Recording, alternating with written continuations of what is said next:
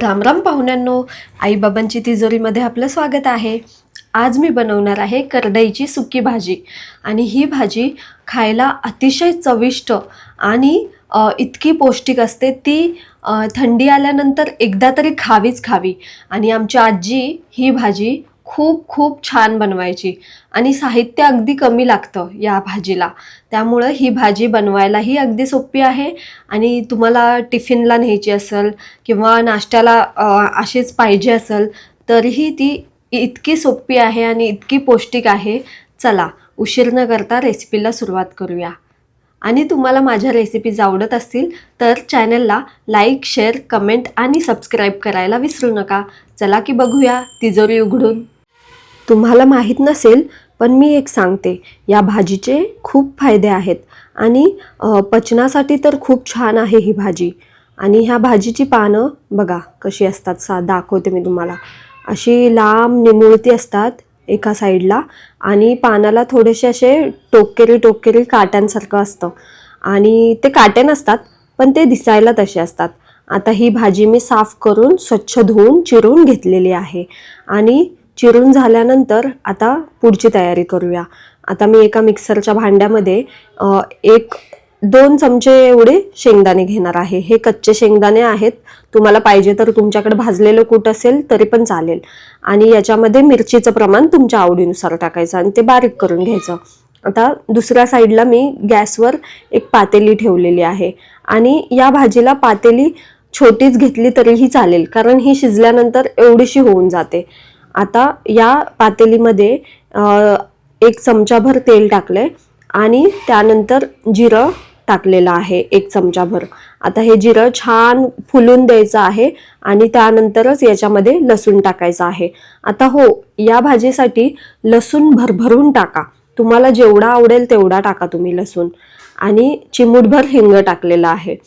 लसणाचं प्रमाण तुम्ही जेवढं जास्त करणार तेवढी ह्या भाजीला चव छान येते. आता मी इथे 7 ते 8 पाकळ्या लसणीच्या चांगल्या ठेचून टाकलेल्या आहेत. आणि आता हे मी फ्राय करणार आहे 1 मिनिटभर. लसणाचा रंग गुलाबी होईपर्यंत याला छान असं फ्राय करून द्यायचं आहे.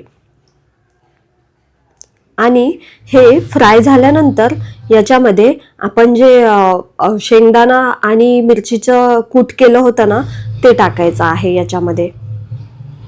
हे बघा, हे अशा पद्धतीने मी कूट केलंय आणि आता हे याच्यामध्ये टाकते. आता मी याच्यामध्ये 1च मिरची टाकलेली आहे, कारण मिरची खूप तिखट आहे. ही एकदम हिरवी मिरची आहे, एकदम काळी असते ना त्या पद्धतीची, आणि ती खूप तिखट असते. त्यामुळे मी 1च वापरलेली आहे. तुम्हाला तुमच्या आवडीनुसार जर आवडत असतील तुम्हाला मिरच्या जास्त तर तुम्ही टाकू शकता, तसं काही प्रॉब्लेम नाही. आणि ही भाजी थोडीशी तिखट असली ना तर खूप छान लागते चवीला. आता हे छान 1 मिनिटभर परतून द्यायचं आहे तेलामध्ये. आणि हे छान असं परतल्यानंतर याच्यामध्ये आपण भाजी टाकणार आहोत. आहे की नाही सोपी भाजी? काहीच कष्ट नाहीये त्याच्यामध्ये, फक्त 1-2-3 साहित्यामध्ये ही होणारी आहे आणि चवीला अतिशय चविष्ट आहे. तुम्ही एकदा नक्की ट्राय करा आणि मला कमेंट करून सांगा की कशी झाली होती ही भाजी.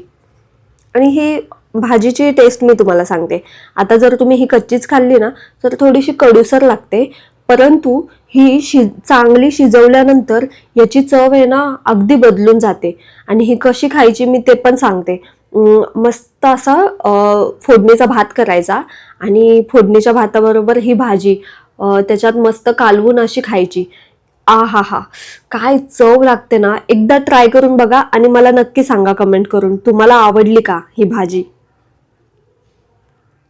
आणि आता मस्त थंडीचे दिवस आहेत ना, इतक्या छान छान हिरव्या गार पालेभाज्या, फळभाज्या, इतक्या छान भाज्या येतात ना मार्केटमध्ये. आणि ती रेसिपी मला तुम्हाला शेअर करायला खूप आवडेल, जी म्हणजे नवीन आहे किंवा जी पारंपरिक आहे ती रेसिपी. आता हे सगळं भाजी 1 मिनिटभर परतून झाल्यानंतर मी यामध्ये चवीपुरतं मीठ टाकलेलं आहे. मीठ थोडंसं उशिराच टाकायचंय, कारण भाजी थोडी परतून झाल्यावर आहे ना कमी होते आणि कमी झाल्यावर मग मिठाचा अंदाज कळतो आपल्याला. त्यामुळं थोडं उशिराच टाकायचं मीठ. आता ही परतून घ्यायची छान मीठ टाकल्यानंतर. आणि यामध्ये मी 1 चमचा मिरची पावडर टाकणार आहे. मिरची पावडरने याला कलर पण छान येईल आणि याला आहे ना चव पण छान येईल. आणि पुन्हा एकदा मी ह्याला हलवून घेणार आहे आणि याच्यावर मी झाकण ठेवणार आहे. झाकण ठेवल्यानंतर याला एक छान वाफ येऊन द्यायची आहे. एक 2-3 मिनटं वाफ येते 2-3 मिनटात. तर मी झाकण ठेवते आणि 2-3 मिनटानंतर बघूया. आहा, काय मस्त शिजली आहे ना भाजी. अख्खा घरभर सुगंध पसरलेला आहे या भाजीचा. आणि ही भाजी तुम्ही ज्वारीच्या भाकरीबरोबर खा, बाजरीच्या भाकरीबरोबर खा, तांदळाच्या भाकरीबरोबर खा किंवा चपातीबरोबर खा. कोणत्याही ह्याच्याबरोबर खाल्लं, चपाती, भाकरी किंवा भाताबरोबर, तरी ही भाजी तितकीच चविष्ट लागते जेवढी नुसती खायला लागते. आणि आता ही छान शिजलेली आहे आणि मी गॅसची फ्लेम बंद करत आहे. आणि गॅसची फ्लेम कमीच ठेवायची जेव्हा तुम्ही तडका देता किंवा भाजी टाकता. आणि पूर्ण प्रोसेसमध्ये गॅसची फ्लेम ही कमीच ठेवायची आहे, म्हणजे भाजी छान शिजते आणि कमी गॅसवर भाज्या खूप छान शिजतात. आहा, किती मस्त दिसते ना. तयार आहे करडईची सुकी भाजी. आता ही तुम्ही डब्याला घेऊन जाऊ शकता, प्रवासात तुम्हाला घेऊन जायचे तर घेऊन जाऊ शकता. आता मी जेवायला बसते. अशाच चविष्ट रेसिपीज आणि आठवणींसाठी आई बाबांची तिजोरी या चॅनलला लाईक, शेअर, सबस्क्राईब आणि कमेंट करायला विसरू नका. बेस खावा, बेस राहावा.